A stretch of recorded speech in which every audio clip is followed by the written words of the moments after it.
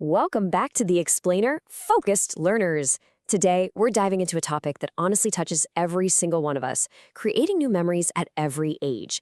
There's this incredibly common, really limiting belief whispering that our most vibrant, exciting days are entirely behind us. Well, we're going to dismantle that idea right now and figure out how to keep your story moving forward. So let me ask you, are your best memories really behind you?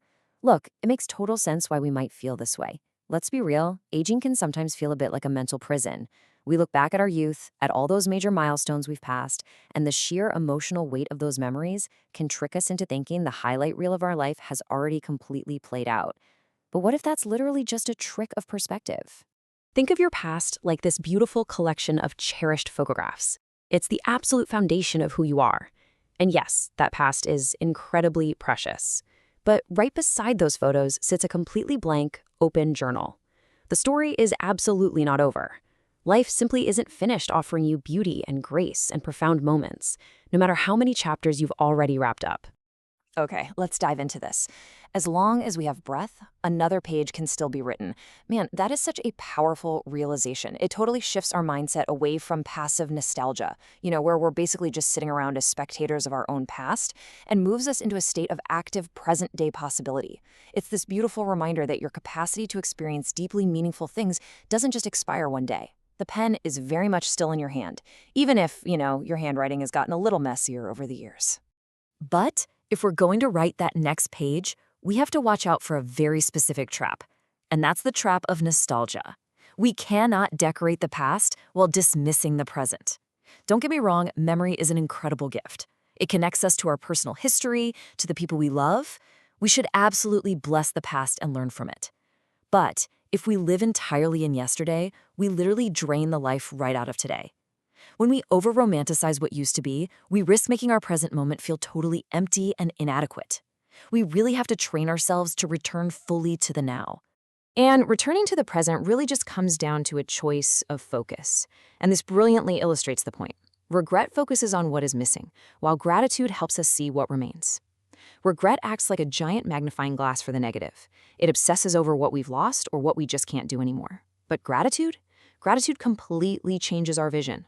A grateful heart trains the mind to notice all the good that's still around us, helping us find the extraordinary hidden right inside our totally ordinary, everyday lives. We also need to completely dismantle this idea that meaningful memories require grand adrenaline-fueled adventures. They really don't. Ordinary life becomes sacred when we are just fully present in it.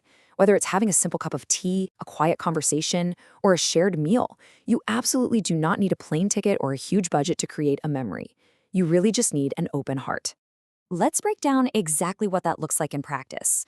New memories definitely do not need to be big. It can be sharing tea with someone you love, having a really good laugh over something completely silly, enjoying a peaceful moment after prayer, or even just making a quiet, internal decision to finally forgive someone.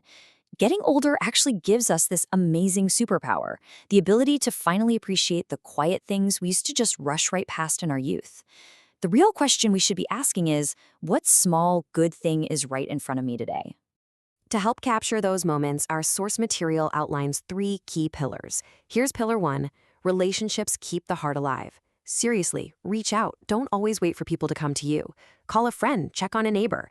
That kind of human warmth is exactly where new memories begin.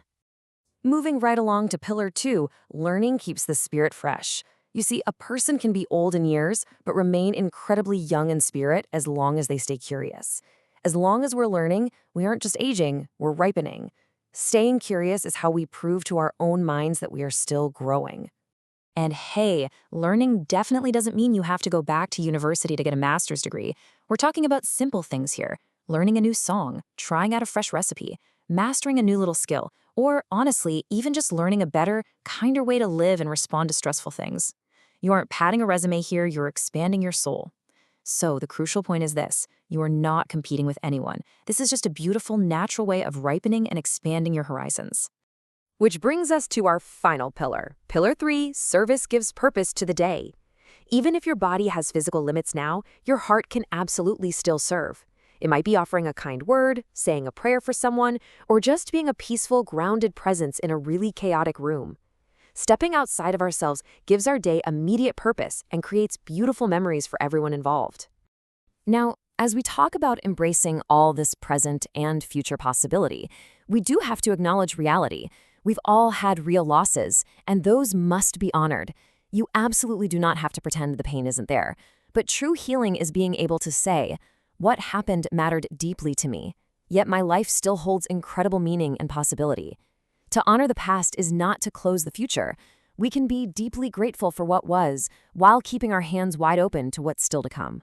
Okay, philosophy is great, but let's move to and see how this builds into an actual action plan.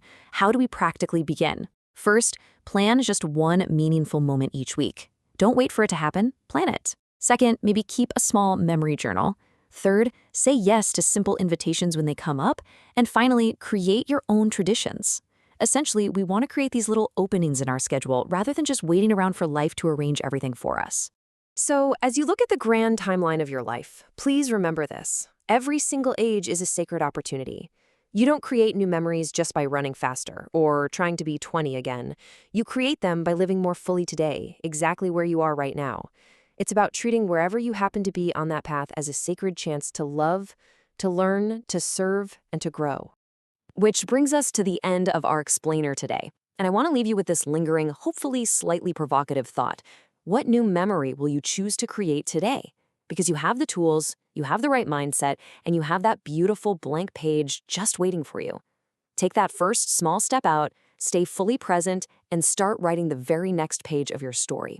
Thanks so much for joining me, and as always, keep learning.